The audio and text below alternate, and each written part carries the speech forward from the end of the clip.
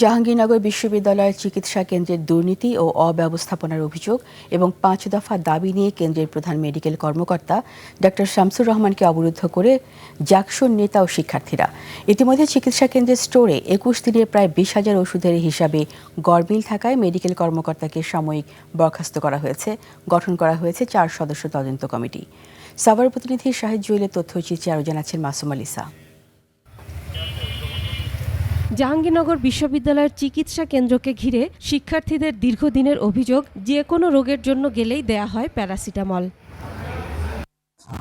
এ অবস্থায় সম্প্রতি বিশ্ববিদ্যালয়ের ওষুধ ক্রয় কমিটি আকস্মিক পরিদর্শনে গিয়ে স্টক ও রেজিস্টার খাতা অনুযায়ী বিভিন্ন ধরনের ১৯,৫৬৭টি ওষুধের খোঁজ পায়নি। এ ঘটনা প্রকাশ পেলে বিক্ষুব্ধ হয়ে ওঠে শিক্ষার্থীরা। দোষীদের বিচারের দাবিতে বিভিন্ন কর্মসূচি পালন করে তারা। আমাদের এই মেডিকেল সেন্টারকে আধুনিকায়ন এবং নতুন ডাক্তার নিয়োগ, নার্স নিয়োগ সহ একটি পূর্ণাঙ্গ মেডিকেলে রূপান্তরের সর্বোচ্চ চেষ্টা করতে হবে। এখান থেকে ব্যাপক পরিমাণ অর্থ চুরি করেছেন, শিক্ষার্থীদের অধিকারের সাথে ছিনিমিনি খেলেছেন। ৫ দফা দাবি বাস্তবায়ন না হলে চিকিৎসা কেন্দ্র বন্ধেরও হুমকি দেয়া হয়। ২৪ ঘন্টার মধ্যে আমরা কোনো ধরনের আমাদের দাবিগুলো নিশ্চয়তা না পাই, আমরা পরবর্তীতে পুরো মেডিকেল তালাবদ্ধ করে চিকিৎসা সেবা বন্ধ করে দেব। বিশ্ববিদ্যালয় প্রশাসনের কর্মকর্তারা বিক্ষুব্ধ শিক্ষার্থীদের বোঝানোর চেষ্টা করেন।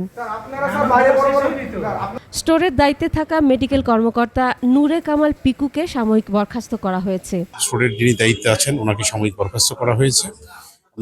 আমরা আশা করি যে আমাদের প্রিয় শিক্ষার্থীগণ মেডিকেল সেন্টারের মতো একটি অত্যন্ত গুরুত্বপূর্ণ স্থান, সেখানে যে অনিয়মের যে ইস্যুটা ইতিমধ্যেই প্রতীয়মান হয়েছে, এ ব্যাপারে সংশ্লিষ্ট সকল অংশীজন সহযোগিতা করবেন। শিক্ষার্থীদের দাবি দোষীদের বিরুদ্ধে শাস্তিমূলক ব্যবস্থা নেয়ার।